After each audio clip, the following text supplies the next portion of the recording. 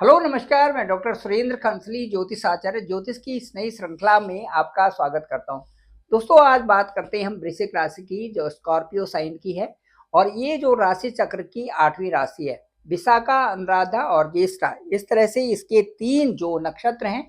और ये नक्षत्र बहुत ही सुंदरतम ढंग से इस राशि को संजोए हुई है। तीनों जो विशाखा है, अनुराधा है और ज्येष्ठा है, इनका जो व्यक्तिगत गुण और स्वभाव है वो पूरी तरह से वृश्चिक राशि वालों के साथ में भरा हुआ है। जैसे कि पावर है, स्ट्रेंथ है, रिस्क है, ये सारे कार्य सब चीज़ों से संबंधित ये राशि है। इसके साथ साथ में धार्मिक प्रकृति के भी होते हैं, दयालु भी होते हैं, मददगार भी होते हैं। और उसके साथ साथ में कार्यों को एक प्रखर रूप से करने वाले ये लोग होते हैं। इनमें जो कार्य करने की प्रवृत्ति तो अच्छी होती है, साथ साथ में कहीं कहीं पर ये लोग दिल में बात रखने वाले होते हैं। उससे कई प्रकार से इनका अपना ही उसे कार्य में बाधा हो जाती है।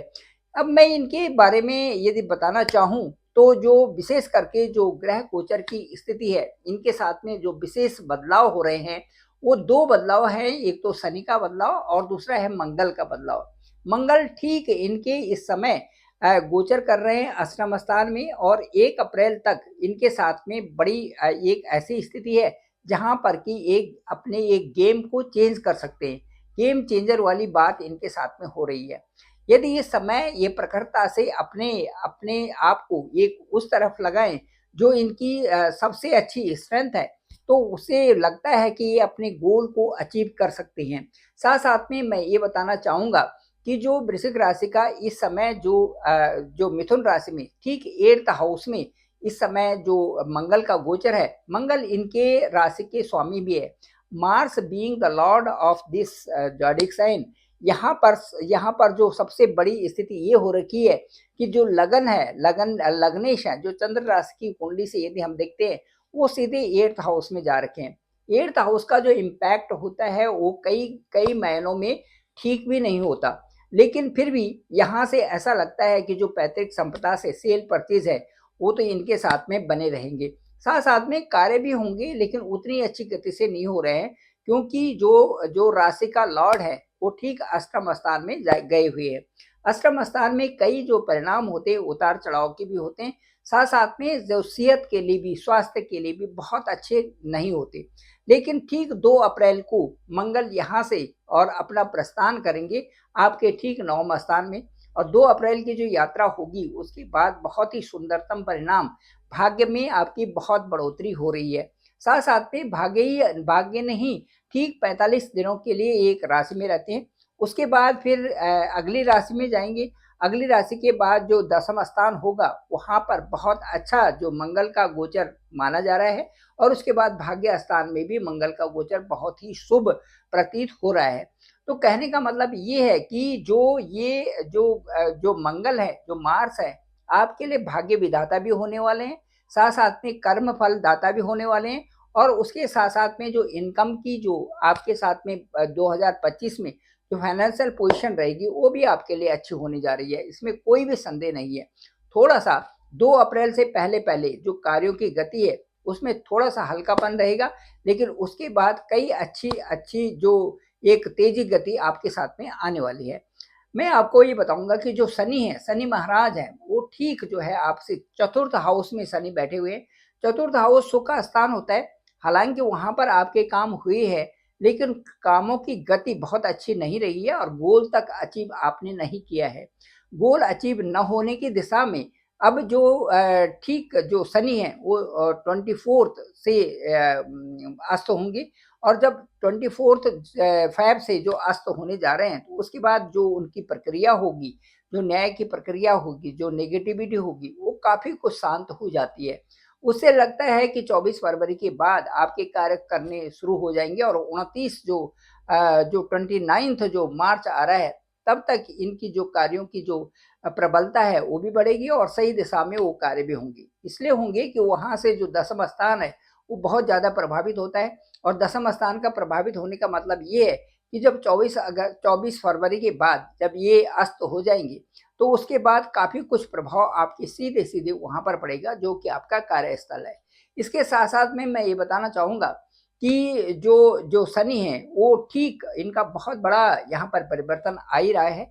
जैसे कि आप जानते हो शनि जो है 29 मार्च 2025 को 5th प्लेस पे चले जाएंगे।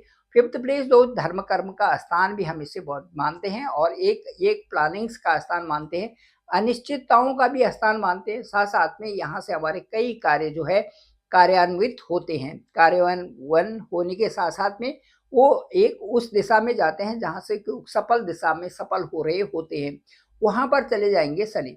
अब शनि वहां पर जाएंगे तो मीन राशि में होंगे, तो मीनस्थ होने के नाते जो वहां पर बृहस्पति के घर में जो प्रभाव होगा वो काफी कुछ जो है शनि का वो प्रभाव उसी तरह से अच्छा होगा, क्योंकि वहां पर सात्विकता रहेगी। और कहा कहा भी जाता है कि यदि मीन राशि में शनि जाते हैं तो परिणाम काफी कुछ जो है आपको समभाव के रूप से आते हैं।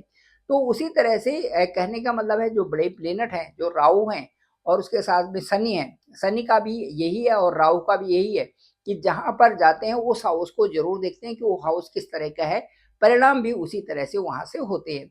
तो कहने का मतलब ये है कि जो ये वृश्चिक राशि वाले हैं इनके लिए जो 2025 है ये वर्ष अच्छा होने वाला है, इसलिए क्योंकि पंचम स्थान में गोचर होगा शनि का, और जहां पर जिस स्थान में शनि का गोचर होता है वो पंचम स्थान इनके लिए अच्छा बन जाएगा। जब पंचम स्थान अच्छा होगा तो जो भी बच्चे पढ़ाई कर रहे हैं हायर स्टडीज में होंगे उनके लिए तो अच्छा है ही 2025 कई कारणों से है, एक ही कारण नहीं है। एक तो पढ़ाई में मन लगना और दूसरा कि उन पढ़ाई को मन लगते हुए उसको एक अच्छी दिशा में पहुंचाना ये है। और उससे साथ साथ में जो आप अपने आपने विदेशों में भी यदि पीआर के लिए अप्लाई किया होगा या विदेशों में वीजा के लिए अप्लाई किया होगा या विदेशों में आपने पढ़ने के लिए अप्लाई किया होगा, वो भी कार्य आपके वहां से सिद्ध हो सकते हैं, क्योंकि वहां पर शनि बैठे हुए हैं, शनि बृहस्पति के घर में बैठे हुए हैं, कार्यों की गति जरूर आगे बढ़ेगी। दूसरा मैं ये कहूंगा कि जो आपकी राशि है, वृश्चिक राशि है, ये शनि का भी इसमें शांति करनी चाहिए और इस राशि में मंगल की भी शांति होती रहनी चाहिए जब वो ऐसे स्थानों में होता है जैसे अष्टम भाव में। अष्टम भाव में जब तक ये मंगल हैं 2 अप्रैल से पहले पहले तब तक तो आपको मंगल की शांति भी करनी चाहिए। साथ साथ में मंगल के लिए जो भी दान हो सकता है वो भी दान भी करें। और उसके साथ साथ में मैं आपको ये बताना चाहूंगा कि जैसे हनुमान जी की स्थिति है, सुंदरकांड की स्तुति है, ये करनी चाहिए और इससे लाभ भी होता है। मन की शांति के लिए मंगलवार का आप व्रत भी ले सकते हैं और साथ साथ में मंगलवार को आप हनुमान चालीसा भी पढ़ सकते हैं, ये बहुत अच्छा है। इसके साथ साथ में मैं आपको ये बताना चाहूंगा कि जो जो सन सैटर्न है ये जैसे ही 29 मार्च 2025 को आपके ठीक 5th हाउस में जाएंगे तो प्रभाव काफी कुछ बदलते हुए स्वरूप में होंगे। लेकिन फिर भी जो 1.5 महीने का अंतराल यहाँ पर रहेगा वहां पर राहु भी रहेंगे, तो थोड़ा सा वो जो समय होगा वो अंतराल होगा वो देखने लायक होगा।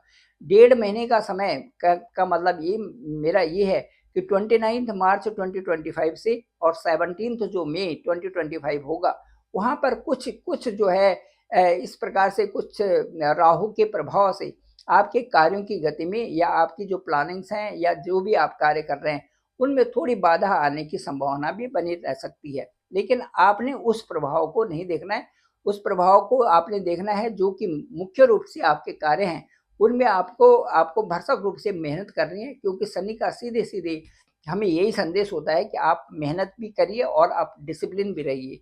आलस्य शनि की जो दशा है उसमें शनि शनि की दशा में आलस्य भी होता है। शनि की दशा में कई कार्य जो है बीच में रुक भी जाते हैं, इसलिए शनि का जैसे ही आपके पंचम स्थान में आता है आपको ज्यादा डिसिप्लिन होना है। अपने कार्यों को ज्यादा अच्छे करने के लिए आप प्रयत्नशील रहें तो आपके कार्य बहुत अच्छे होंगे। इसके साथ साथ में मैं ये बताना चाहूंगा कि जो गुरु की स्थिति है वो आपकी आपकी राशि में बहुत अच्छी है। इसलिए अच्छी है कि गुरु आपके ठीक जो है सप्तम भाव में बैठे हुए हैं। सप्तम भाव में गुरु का बैठना और सप्तम भाव में जो जुपिटर जो ट्रांजिट कर रहे हैं ये एक बहुत बड़ी प्रशस्ति आपके लिए है। वो इसलिए है क्योंकि सप्तम जो हाउस होता है हमारा एक साधारण हाउस नहीं होता। सप्तम हाउस से हम कई सारी चीजें देखते हैं, हम अपना बिजनेस भी देखते हैं, सप्तम हाउस से अपना पार्टनर भी देखते हैं, सप्तम हाउस से हम अपनी साझेदारी भी देखते हैं, सप्तम हाउस से हम वो चीजें देखते हैं जिनसे जिनसे कि हमें अपने व्यवसाय में उन्नति कैसे होगी। ये सारी चीजें सप्तम भाव से, क्योंकि ये दसम से दसम वाला भाव होता है। इसलिए वृश्चिक राशि वालों के मैं कहूंगा कि आपको कोई परेशान होने की जरूरत इसलिए नहीं है क्योंकि बृहस्पति यदि लग्न में हो, यदि केंद्र में हो, तो ये बृहस्पति का यदि लग्न में होते हैं, यदि केंद्र भावस्थ होते हैं, तो हमारी सारी समस्याओं का समाधान अकेले जो है बृहस्पति कर लेते हैं। तो इसीलिए आपको कोई भी परेशान होने की जरूरत इसीलिए नहीं है कि आपका सप्तम स्थान भी बचा हुआ है और आपका फर्स्ट जो हाउस है वो भी बहुत अच्छा है, क्योंकि वहां पर सीधे सीधे दृष्टि जो है वहां पर बृहस्पति की है। तो आप ये मान के चलिए कि जब गुरु जो जुपिटर जो सीधे आपके आपके लग्न को देख रहे हैं, आपको देख रहे हैं, आपके स्वभाव को देख रहे हैं, इसका मतलब कि आप निर्मल है। दूसरा, यदि वो सप्तम भाव में बैठ रखे हैं तो कहीं ना कहीं से व्यवसाय से संबंधित उन्नति करेंगे ही करेंगे। तो कब तक वहां पर हैं? अभी 4 फरवरी से वो मार्गी हो गए हैं। मार्गी का मतलब है एक राइट डायरेक्शन में, सही डायरेक्शन में वो चलना शुरू कर दिए। पहले रेट्रोगेट थे। रेट्रोगेट डायरेक्शन में कोई भी ग्रह बहुत अच्छे परिणाम नहीं देता। वैसे ही बृहस्पति ने आपको अक्टूबर से अब तक कोई अच्छे परिणाम नहीं दिए। फिर भी उतार चढ़ाव जो भी रहा है, धीरे धीरे करके काम हुए है। लेकिन अब मैं ये कह सकता हूँ कि जो 4 फरवरी के बाद जो ये समय चल रहा है और ये चलेगा आपका 14 मई तक, ये समय आपके लिए अनुकूलता दे रहा है कई कारणों के लिए। उसमें यदि ये भी देख सकते हैं कि मांगलिक कार्य यदि आपके आपके अभी तक नहीं हो रहे थे, तो मांगलिक कार्य होने की अब बिल्कुल ये एक ऐसा समय आ रहा है कि जब आपके घर में मांगलिक कार्य भी होंगे। शादी होगी, सगाई होगी, ये सारे मांगलिक कार्य हैं। ये बच्चों संतान से संबंधित जो भी प्राप्तियां हैं वो अभी समय हो सकती है। तो मैं ये कहना चाहता हूँ कि सप्तम भाव में यदि आपके अच्छे वहाँ पर जुपिटर बैठे हुए हैं, तो उनके परिणाम आपकी कुंडली के कई भाव भाव में चलते हैं। वहाँ से सप्तम से यदि हम देखते हैं तो बृहस्पति का जो एक तो आपके लाभ स्थान पे है, जो कि आपका इनकम हाउस है। इनकम हाउस को देख रहे हैं, उससे आपके उसके बाद आपके लग्न को देख रहे हैं और लग्न के बाद आपके तृतीय स्थान को देख रहे हैं। जो भाई बहनों के साथ में भी आपका अब तक अच्छा नहीं चल रहा था, अब ठीक होगा। अब ठीक आपका वातावरण भी ठीक होगा और उनसे आपको सपोर्ट भी अब मिलेगा। सपोर्ट भी बहुत ज़रूरी है आजकल की दुनिया में। अकेला रहना भी ठीक नहीं है, इसीलिए सभी लोगों को साथ लेके चलना अच्छी बात है। और कई बातें होती हैं, कभी कभार जो है लोगों को बातें गलत लग जाती हैं, लेकिन बात सत्य तो ये है कि यदि हम चालाकी ना करें, ऑनेस्टली अपनी लाइफ को चलाएं, तो फिर तो जीवन जीने की राह ही कुछ और होती है। इसलिए मैं ये समझूंगा, आपको भी मैं यही सलाह दूंगा कि ऑनेस्टली जो है लाइफ को चलाएं और मेहनत करें। और लाइफ में, क्योंकि जो ज़िंदगी है इसे मेहनत करने के लिए है और इसको सुकून से जीने के लिए हमें अपने जो ये मनुष्य का जो व्यवहार है उसको तो हमें अपना अच्छी तरह से ही यापन करना पड़ेगा। उसको देखना पड़ेगा कि मनुष्य जीवन कैसा होना चाहिए। तो जैसे सुमति कुमति सबकी उर रही, नाथ पुराण निगम अस कहीं, जहाँ सुमति तहाँ संपत्ति नाना, और जहाँ कुमति तहाँ बुद्धि निदाना। इसलिए अपनी बुद्धि यदि बुद्धि ठीक रखनी है तो हमें अच्छी मति रखनी पड़ेगी, सुमति ही रखनी पड़ेगी। सुमति का मतलब अच्छी बुद्धि रखनी पड़ेगी। अच्छी बुद्धि के लिए हमें मेहनत भी करनी है और हमें आगे चलने के लिए अपने कार्यों को भी अच्छा प्रयास में आगे बढ़ाना है। यदि हम सही ढंग से अपने कार्यों को भी बढ़ाते हैं और अपनी मति को भी सही रखते हैं तो हमारा जीवन अच्छा होता है। कई सारी गलतियों से और कई सारी परेशानियों से हम बच जाते हैं। इसीलिए वृश्चिक राशि वालों के लिए मैं कहूँगा कि आपके लिए अब 4 फरवरी के बाद जो आफ्टर जो 2 फेब है, उसके बाद आपके लिए एक तो लाभ स्थान अच्छा बन रहा है। इसका मतलब है कि कहीं आपका जॉब अपॉर्चुनिटी मिलेगी और उसके साथ साथ में जो जॉब में है उनकी जॉब में आगे प्रमोशन होगा। साथ साथ में मैं ये कहूँगा कि जो व्यापारी वर्ग है उनको भी लाभ होगा, सोर्सेस आपके बन सकते हैं। और उसके साथ साथ में जो आपका स्वास्थ्य है वो भी ठीक होगा और उसके साथ साथ में आपके भाइयों के साथ में और लोगों के साथ में अच्छा संपर्क बनेगा, जो कि लोग आपको चाहते हैं। तो इससे बड़ी बात और क्या हो सकती है। इसलिए मैं कहूँगा कि बृहस्पति का गोचर तो आपके लिए बहुत ही शुभ है। साथ साथ में सूर्य और बुध भी इस समय ठीक जो है त्रिग्रही योग बन रखा है चतुर्थ हाउस में आपका। तो चतुर्थ हाउस में वहाँ पर शनि भी है, सूर्य भी है, बुध भी है। थोड़ा सा माता को परेशानी हो सकती है क्योंकि सूर्य और शनि एक साथ में वहाँ पर है। तो सुख भाव में भी थोड़ी आपकी कमी वहाँ पर आ सकती है। लेकिन इसका मतलब ये नहीं है कि थोड़ी सी पैसे की कमी हो सकती है, आर्थिक तंगी हो सकती है। लेकिन इसका मतलब ये नहीं कि आप बिल्कुल ही आपके पास कुछ नहीं है या बिल्कुल ही परेशान आप लग रहे हैं। परेशान होने की ज़रूरत तो लाइफ में है नहीं। इसलिए नहीं होना चाहिए कि ये मनुष्य जीवन है और इसमें आज कुछ है तो कल कुछ और ज़रूर होगा। इसलिए हमारे पास जो सतोगुण, रजोगुण और तमोगुण है, ये इसमें जब जिस चीज़ की वृद्धि हो जाती है उसके अनुसार हमारी सुमति और कुमति बनती है। इसलिए जो है हमें ये सोचना चाहिए कि ईश्वर के द्वारा हमें सुमति प्राप्त हो और यही प्रार्थना भी करनी चाहिए। यदि अनुकूलता की प्रार्थना हम ईश्वर से करते हैं तो अनुकूलता हमें मिलती है, जो हमारे जीवन जीने के लिए काफ़ी कुछ हमें मदद देती है। चलिए, ये था जो वृश्चिक राशि के लिए। और वृश्चिक राशि के लिए मैं ये कहूँगा कि आप मेहनत करते रहें, आपके लिए अच्छा समय चल रहा है और 2025 आपके लिए बहुत अच्छा रहेगा। कई प्रकार की सोर्सेस, कई प्रकार की आपकी जो है इसमें प्रगति होने वाली है। Thank you very much. मैं डॉक्टर सुरेंद्र खंसली। डिस्क्रिप्शन में मेरा नंबर है 9868280191। आप जरूर मुझे कॉल कर सकते हैं, मैं आपका कॉल पिक करूंगा। देखेंगे कि आपकी राशि क्या है, आपकी राशि के लॉर्ड क्या है, उसके साथ साथ अपना आपका लग्न क्या है, आपके लग्न के लॉर्ड क्या है, कहाँ पर बैठे हुए हैं, कब कब उनकी दशा आ रही है और किस वर्ष में वो आपके लिए विशेष जो है प्रयास से आपकी आपके लाइफ को बहुत अच्छा बना रहे हैं। ये सारी चीज़ें देखेंगे, साथ साथ में नवांश कुंडली D10 D9 ये सब देख करके उसके बाद आपको बताएंगे कि आपकी ज़िंदगी में बहुत अच्छा समय कब आता है, अनुकूलतम समय के साथ में आप कब प्रोग्रेस कर रहे हैं, किस तरह से आप प्रोग्रेस करेंगे। ये सारी चीज़ें देख करके ओवरऑल व्यू ओवर फोन आपसे बात करेंगे। मुझे लगता है कि ये आपके लिए सुखद वार्ता होगी। जितना भी मेरे को अनुभव होगा मैं ज़रूर आपसे शेयर करूँगा। Thank you very much. आप सभी लोगों का धन्यवाद, आप सभी लोगों का आभार। मेरे इस चैनल को आप ज़रूर सब्सक्राइब करें, सभी लोगों को भेजिए ताकि सभी लोगों की इसकी जानकारी हो सके। आप सभी लोगों का पुनः आभार, पुनः बहुत बहुत धन्यवाद।